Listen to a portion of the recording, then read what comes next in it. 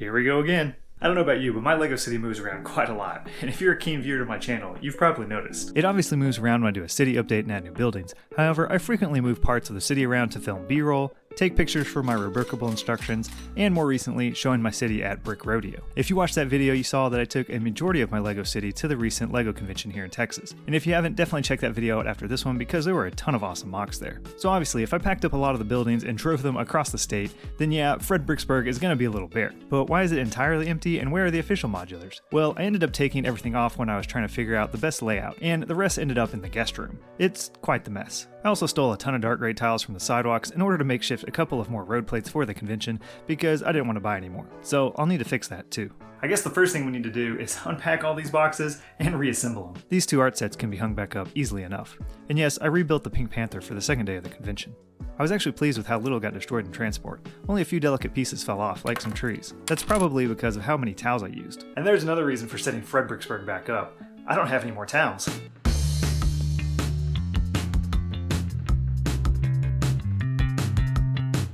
Alright, so that didn't take near as long as I thought it would. If I had known it was going to go by that quickly, I would have put the time lapse on a shorter interval so it would have lasted a little longer. But that's good news because it went pretty easily. As you can see, here's all the mocks that I took to the Brick Rodeo, minus the art ones of course, and they all traveled pretty well.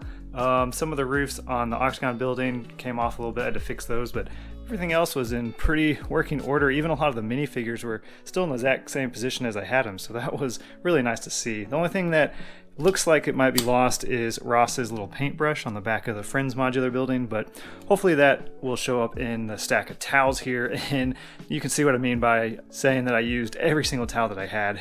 But it worked well. Didn't hardly have any breaks, like I said, just the trees, and that was not bad. So I don't really know where anything is going to go. I could look back at the last city update and use it as a template. However, I have 2 new mocks that I need to add, so things are going to have to move around a lot. So I think I'll just wing it. But first we need to retile those modulars.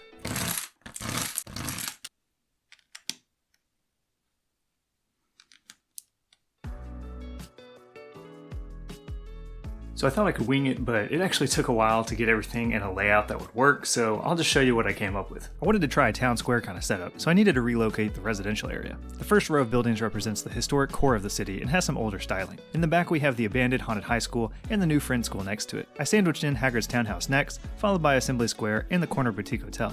The next section will be the heart of the square. However, I chose to put a couple buildings in the back, so I wouldn't waste any space. It is a little awkward, but I think it works okay. First is the abandoned building, followed by an empty space, which I think a small park would work really well here. Next to that is the tuning workshop / shrimp shack. It sticks out a little, but you'll see that it creates a nice turn in the road. In front of those we have the pet shop cafe and the Friends modular building. Then we have the big Octagon building right up front, and I pressed it up right to the buildings behind it. Ideally I would have placed a road or a half road here, but I'm really needing to maximize my space now. I think it works fine because the pedestrians can still walk down the sidewalk, and I even placed some crosswalks right here for them. Next I placed the Heart Lake Grand Hotel on the back row, along with the Daily Bugle and the Rocket Launch Center. The Daily Bugle and Rocket Center both work well here because of their height. Also, this seems to be the only place the Rocket Center will actually fit. And then I placed the castle and amusement park back to where they were last time, but now they actually have a road out in front of them. That drawbridge does stick out a little into the road, but that's why there's a crosswalk and a knight here. You know, for safety. This last section makes up the right side of the town square, along with a small residential strip. We have the police station, Parisian restaurant, and the toy store. The backside has the bookshop, the family house, and the Stranger Things duplex, now known as the left side right. And that's looking pretty good. Now we need to add some cars and create some scenes. The taxi goes downtown next to the Bugle. Let's pull out that Rocket Center service vehicle and have it arriving with a delivery. Maybe we can add the hidden side buggy by the school. Wait, that won't work. Not unless they found a cloning machine, as they're right there.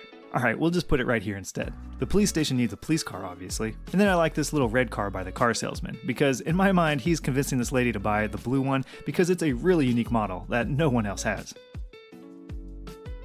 Hot Rider by the school, because he needs everyone to know how cool he is. And then we have our classic hot dog cart vendor turf war going on right in the middle of the crosswalk. Fight!